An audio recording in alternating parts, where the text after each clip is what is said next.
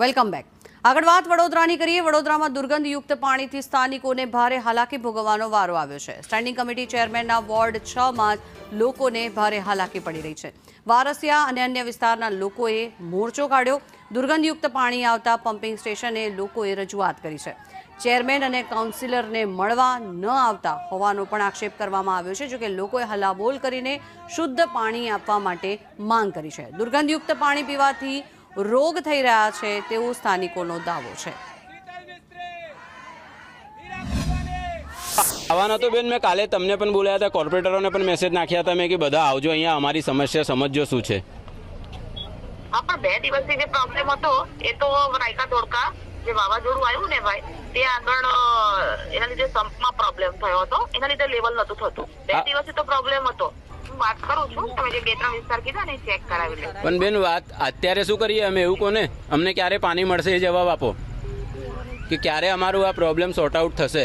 આ દર 2 દિવસ આવે છે ને અઠવાડિયું 10 દિવસ ખોવાઈ જાય છે પાણી, એવી હાલત છે.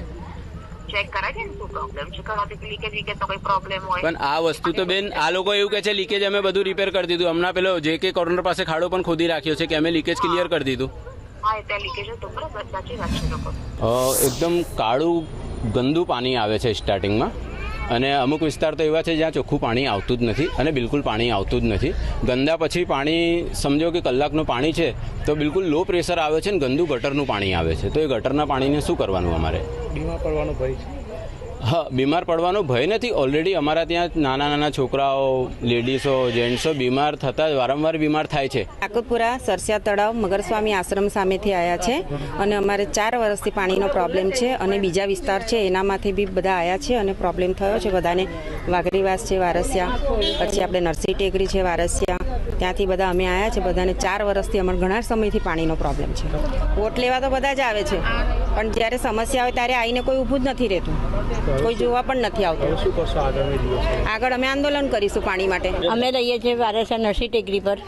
અમારે ત્યાં પાણીનો પ્રોબ્લેમ છે એટલા માટે અમે અહીંયા આવ્યા છીએ. કઈ જગ્યાએ આવ્યા છો? અમે વારસા પાણીની ટાંકી પાસે આવ્યા છીએ. કેટલા વખતથી પાણીની સમસ્યા? અમારે આમ તો 6-7 મહિનાથી ધીરું જ આવે છે પાણી આવતું છે જ નહીં. કેવું આવે છે પાણી? બહુ ખરાબ બી આવે છે અને પછી 20-25 મિનિટ થાય ને એના પછી ચોખ્ખું પાણી આવે છે.